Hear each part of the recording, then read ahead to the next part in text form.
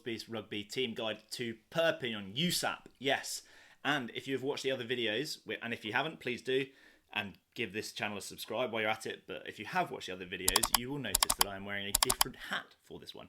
You may notice some of the colours are similar to the Perpignan colours, but this is not a Perpignan hat. It's a hat I picked up in Prague when I went to watch GOPCC, Conflent Canigou, the team based further into the Pyrenees.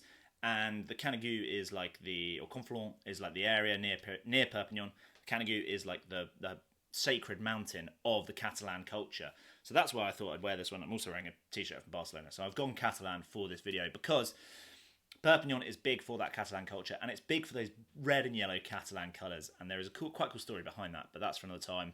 Maybe dive back into the archive of when I came. I think it's called Catalan Car Shares, the debrief of my trip to French Catalan region. And it's a lovely town. It's bathed in sunshine. It's on the Mediterranean.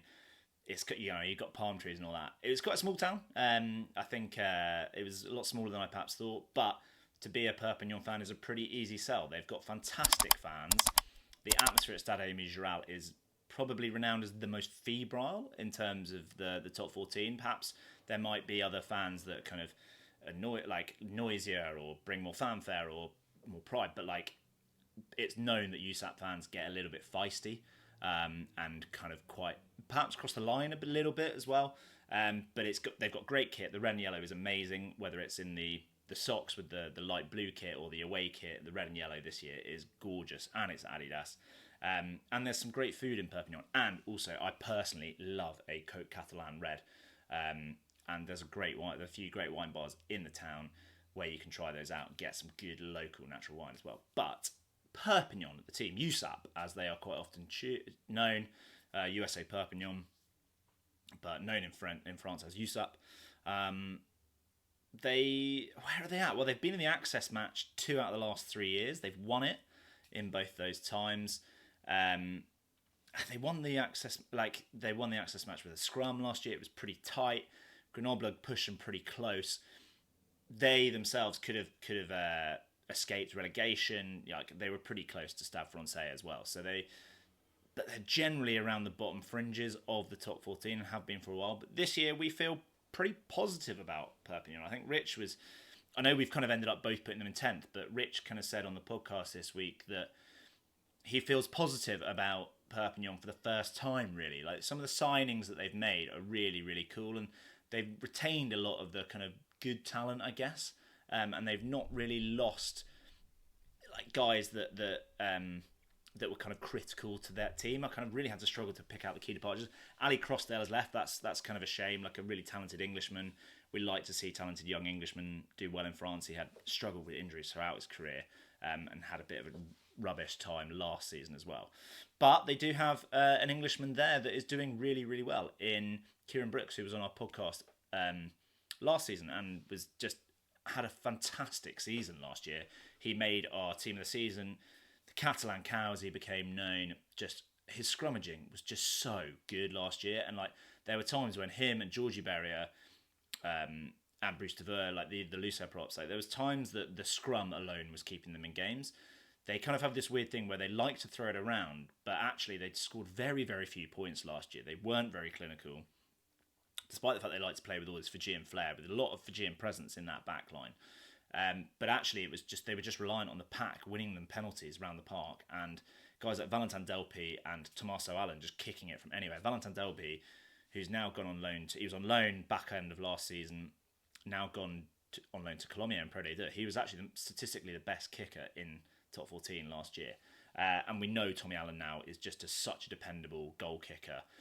And that's what kept them up in the Access match as well. It was kind of almost inevitable. It'll be interesting to see if the game plan develops with some of the signings that they've made. They're kind of quite cool signings, particularly at Tristan Tedder. Will he play a bit more at 10? Like Jake McIntyre, they are a different team when he plays. Like the relationships that he has with James Hall or Thomas Eckershard, like they played some thrilling rugby when he was at 10 and loves flinging it wide, loves running ball in hand, but he didn't play that much last season. They've got another talented fly half in Antoine Acanya, who had a really good game when we saw him away at Cass last season, but had a horror injury, dropped a weight on his thumb. So I don't know what the status of him is. But one of his former teammates from Aurillac, Ronan Lockman, came on our podcast, referred to him as the French Finn Russell. So he's a talented fly half. But they have signed Tristan Tedder, who I think started at Perpignan and certainly played for Perpignan before. Really consistent, solid top 14 fly half. So they've got options there at 10, which is good. Will they play more pragmatic? Will they throw it around still? Well, they've kind of made some other really cool signings. Duncan Payao is a fantastic all-round player, whether he's playing 12 or 15, like quick, powerful, silky runner, like runs great angles, great hands. Hope he can stay fit. He's had a horrid time with injuries. Just one of those players just can't really stay fit, but he is a very, very good player on his day and when he's fit. Talking of guys that can do it all and on their day are amazing. Patheli Yato, still only 32. I know it's amazing. But, you know, for him to leave Clermont was bizarre, really. Like, such a fixture of that side for such a long time. But what a pickup for Perpignan. Still, like, probably like plays a lot more at second row now. Perhaps has lost a little bit of pace, but a huge physical presence. And on his day, just has such high impacts in a game. Their signings generally feel like guys that have like top 14 consistent players like Yato, like Tristan Tedder, Matteo Lecorvec, like good player, quite often a bench option for Toulon last year, like quite a good young back rower, with also some guys that could really add some X factor. So Jamie Ritchie is a bit of an X factor player. I know you might not think it, but he was really good for Scotland in the Six Nations. We've put him in our best signings of the season this summer. Because he can have such huge impacts on the game. Like, he's good at line out, great work rate, but like his jackling can be so key, and like he's just going to be in the big moments. Similarly, Duncan Payao is an X Factor player. They've signed Jordi Pataya. A jury's out for me on him. Like, he's, from what I've seen of him in rugby union anyway, I think he's come from the LA Chargers in the NFL. But immensely talented, but some of his decision making not always that great.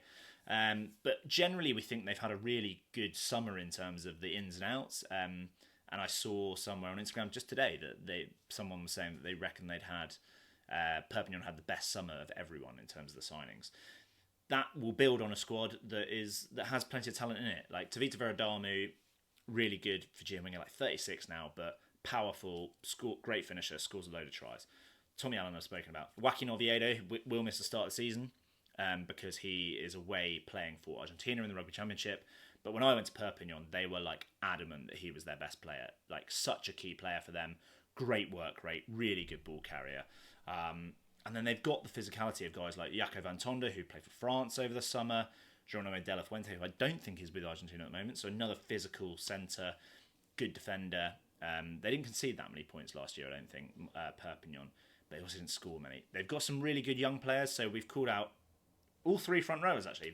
Victor Mongaillard, Kieran Brooks actually referred to as called out as a really talented young player. Like, just feels like a guy that's going to be like a Perpignan stalwart for years to come.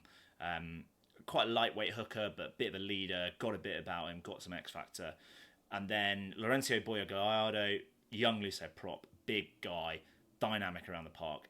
Still developing. Not had that much game time, but there's again another guy that comes with a lot of hype. And then a 21-year-old hooker as well, Mathis Lotrian, who actually one of our followers got in touch with us about and said that when he bumped into Perry Freshwater, big name drop, the former Perpignan forwards coach, he's now moved to Stade, I think, and the pack went really, really well. So Perry Freshwater, legend of Perpignan, was like, this guy is the real deal. Mathis Lotrian, like, look out for him, might try and pinch him to take him away from Perpignan. So that is a name to watch out for. I haven't seen that much of him myself, but could be a kind of future club legend himself if he stays or if he gets poached.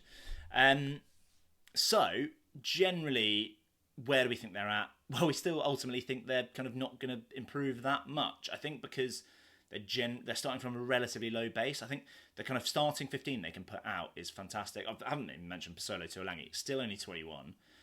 Had a horror injury last year. When we saw him away at Cast, the guy is a freak. Like, for a man that size should not be able to shift that quickly for that long. Like, so big and just such good work rate and energy around the park.